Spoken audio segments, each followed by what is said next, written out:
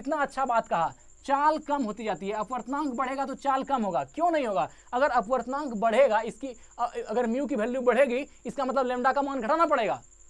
आप एक बार सोच लीजिए, अगर म्यू का मान बढ़ाना है तो लैम्डा का मान घटाना होगा, और अगर म्यू का मान घटाना है तो लैम्डा का मान बढ़ाना होगा। तो क्या कहा, देखिए, पारदर्शी पदार्थ में जैसे जैसे प्रकाश के रंगों का अपवर्तनांक बढ़ता जाता है, वैसे वैसे उस पदार्थ में उसकी चाल कम होती जाती है। तो चाल कम होती जाएगी, ये वेवलेंथ कम होती जाएगी, तो इसका वैल्यू बढ़ता जाएगा और अपवर्तनांक बढ़ता जाएगा। और अगर म्यू की वैल्यू, ये लैम्डा की वैल्यू बढ़ाते जाएंगे तो इसका मान घटता जाएगा और अपवर्तनांक घटता जाएगा। तो यही बात कहा। आगे बढ़ते हैं। जैसे कांच में बैगनी रंग के प्रकाश का वेग सबसे कम तथा अपवर्तनांक सबसे अधिक होता है। हमने कहा ना कि जिसका भी वेग कम होगा उसका अपवर्तनांक ज्यादा होगा। वेग का मतलब यहाँ तरंग दैर्ध्य से है। जिसका भी तरंग दैर्ध्य कम होगा उसका अपवर्तनांक ज्यादा होगा, जिसका तरंग दैर्ध्य ज्यादा होगा उसका अपवर्तनांक कम होगा। रेड का अपवर्तनांक ज्यादा है, लैम्डा की वैल्यू ज्यादा है, तो उसका अपवर्तनांक कम हो जाता है। और वायलेट का क्या होता है, ये वेवलेंथ कम होता है तो इसका वैल्यू ज्यादा हो जाती है, इसलिए अपवर्तनांक ज्यादा होता है। तो जिसका भी वेवलेंथ ज्यादा उसका अपवर्तनांक कम, जिसका वेवलेंथ कम उसका अपवर्तनांक ज्यादा, जिसका अपवर्तनांक ज्यादा वह उतना ही ज्यादा विक्षेपित होगी, और जिसका अपवर्तनांक कम वह उतना ही कम विक्षेपित होगा।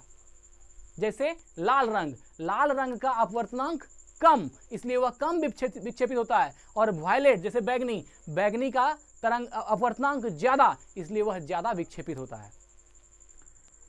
जैसे कांच में बैगनी रंग के प्रकाश का वेग सबसे कम तथा अपवर्तनांक सबसे अधिक होता है, तथा लाल रंग का वेग सबसे अधिक है ना, देखिए, तथा लाल रंग का वेग सबसे अधिक एवं अपवर्तनांक सबसे कम होता है। तो हमने कहा जैसे लैम्डा का वैल्यू बढ़ेगा तो म्यू का मान घट जाएगा, अपवर्तनांक घट जाएगा। वेवलेंथ को बढ़ाइएगा तो अपवर्तनांक घटेगा, तरंग दैर्ध्य को घटाइएगा अपवर्तनांक बढ़ेगा। और तीसरा बात क्या है, जिसका अपवर्तनांक बढ़ जाएगा उसका विक्षेपण ज्यादा होगा, और जिसका अपवर्तनांक कम हो जाएगा उसका विक्षेपण कम होगा। तो क्या कहा, लाल रंग का वेग सबसे अधिक, मतलब लाल रंग की जो तरंग दैर्ध्य है वो सबसे अधिक होती है एवं अपवर्तनांक सबसे कम होता है। तो स्वाभाविक है, लैम्डा का मान ज्यादा होगा तो यहाँ म्यू का मान घटेगा, इसलिए ये क्या हो जाएगा, कम हो जाएगा।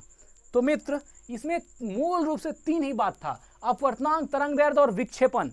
अगर तरंग दैर्ध्य बढ़ाएंगे तो अपवर्तनांक घटेगा, तरंग दैर्ध्य घटाएंगे अपवर्तनांक बढ़ेगा, अपवर्तनांक बढ़ेगा तो विक्षेपण बढ़ेगा, अपवर्तनांक घटेगा तो विक्षेपण घटेगा। लाल रंग का अपवर्तनांक कम होता है, बैगनी रंग का अपवर्तनांक ज्यादा होता है। लाल रंग का अपवर्तनांक ज्यादा है इसलिए उसका विक्षेपण लाल रंग का अपवर्तनांक कम है इसलिए उसका विक्षेपण कम है, बैगनी रंग का अपवर्तनांक ज्यादा है इसलिए उसका विक्षेपण ज्यादा है। इस तीन वर्ड को समझिए, तरंग दैर्ध्य, अपवर्तनांक और विक्षेपण। तरंग दैर्ध्य, अपवर्तनांक और विक्षेपण, अगर इस तीनों को आप समझ रहे हैं तो हमको लगता है कि प्रकाश के वर्ण विक्षेपण से संबंधित कोई भी सवाल आ जाए ऑब्जेक्टिव में, आप 100% मार्क के आएंगे। अगर आपकी ये अंडरस्टैंडिंग प्रकार हो गई कि तरंग दैर्ध्य और अपवर्तनांक में संबंध क्या है, अपवर्तनांक और विक्षेपण में संबंध क्या है, और इस चीज को प्रगाढ़ करने के लिए आप इस वीडियो को 2 से 3 बार देखिए। 100% दावा करते हैं कि आप ये अपवर्तनांक, विक्षेपण और तरंग दैर्ध्य का मतलब अच्छे समझ जाइएगा, और इसका रिलेशन क्या है आपस में